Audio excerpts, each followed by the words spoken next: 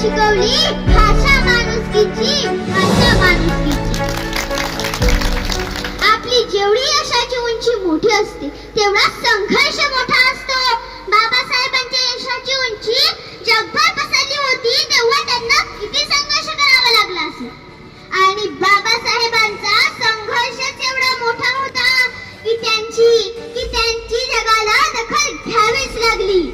Bharat Ratna doctor Babasaheb Ambedkar हे अर्थशास्त्रज्ञ, प्राध्यापक, बहुजनांचे कैवारी, शिक्षण तज्ञ, दीनदलितांचा उद्धार करता, भारतीय राज्यघटनेचे शिल्पकार, पत्रकार, समाज क्रांतिकारक असे सर्व विख्यात आहेत. नमस्कार, मी प्रकृती प्रिया सचिन अडोकार. आज 6 डिसेंबर महापरिनिर्वाण दिनानिमित्त आपल्या सोबत बोलण्यासाठी उभी आहे. परिस्थिती माणसाला घडवीत नाही आणि बिघडवती नाही. परिस्थिती माणसाला घडवीत नाही आणि बिघडवती नाही, तर माणूसच परिस्थिती घडवितो आणि माणूसच परिस्थिती बिघडवतो. जो नेहमी परिस्थितीला दोष देत राहतो तो आयुष्यात कधीच यशस्वी होत नाही. मित्रांनो, बाबासाहेबांनी कधीच दैवावर किंवा नशिबावर विश्वास ठेवला नाही. ते म्हणत की दैवावर आणि नशिबावर विश्वास ठेवून कशाला करतात? जे काम करायचे आहे ते स्वतःच्या बुद्धीच्या बळावर आणि मनगटाच्या बळावरच करा ना. जे काम करायचे आहे ते स्वतःच्या बुद्धीच्या जोरावर आणि मनगटाच्या बळावरच करा ना. अंधश्रद्धा, रूढी, परंपरा यात फसलेल्या समाजाला ते सांगत की लोकांच्या अंगात देवी आणि भूतच का येतात. आयझॅक न्यूटन, कोपर्निकस यासारखे शास्त्रज्ञ का येत नाही. जेव्हा माणसाच्या अंगात हे शास्त्रज्ञ येतील तेव्हा भारत हा संपूर्ण जगावर राज्य करेल. बाबासाहेब म्हणजे ज्ञानसूर्य, सिंबल ऑफ नॉलेज. या ज्ञानसूर्याने आपल्या प्रखर प्रकाशाने साऱ्या जगाला प्रकाशमान केले. त्यांनी अपार पुस्तके वाचली. हजारो पुस्तकांचे वाचन करूनही ते म्हणत की मी या ज्ञानसागरातील थोडंच ज्ञान मिळवले आहे. म्हणून ते स्वतःला आजन्म विद्यार्थी समजत. आपण वाढदिवसाला आई बाबाला नवीन कपड्यांसाठी, खेळण्यांसाठी, केकसाठी हट्ट करतो. मला एखादे नवीन पुस्तक घेऊन द्या म्हणून कधी हट्ट करणार? भारताचे 11वे राष्ट्रपती भारतरत्न डॉक्टर APJ अब्दुल कलाम सांगत म्हणत, learning gives creativity, creativity leads to thinking, thinking provides knowledge, knowledge makes you great. हा यशाचा मंत्र आहे.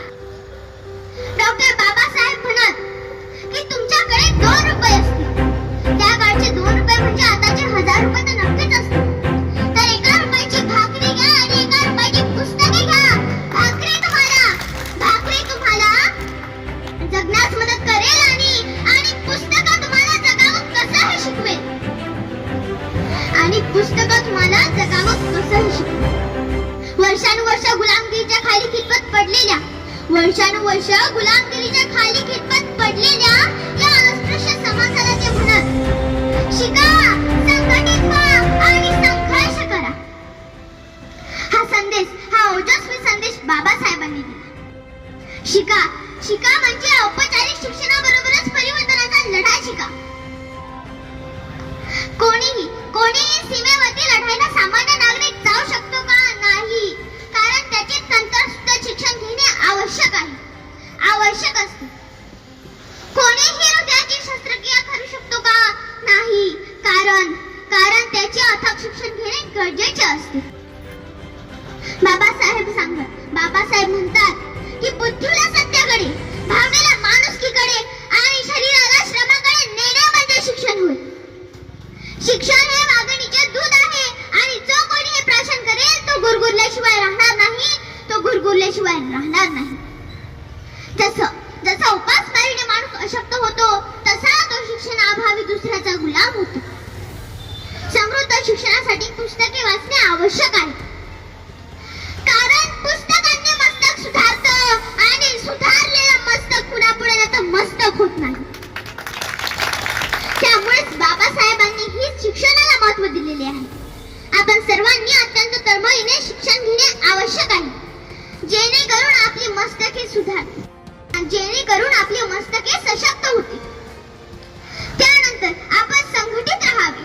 संघटित राहिल्यावरच प्रभावी संघर्ष करता येईल. माझ्या 4 शब्दात मावतील असे बाबासाहेब नाही, त्यांचे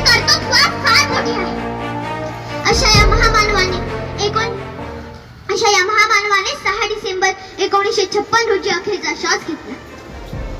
शेवटी एवढेच म्हणावेसे वाटले.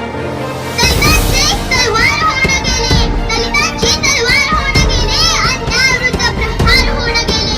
होते ते एक साधे रत्न, होते ते एक साधे रत्न, पण या जगाचा कोहिनूर होऊन गेले, पण या जगाचा कोहिनूर होऊन गेले. धन्यवाद. अतिशय प्रखरपणे प्रकृती अडकुकार यांनी एक आदर्श घेण्याजोगतं स्पीच आपल्याला मनोगत आपल्याला या ठिकाणी व्यक्त केलेलं आहे. आपण पुन्हा एकदा टाळ्यांच्या गजरात तिचं स्वागत करूया.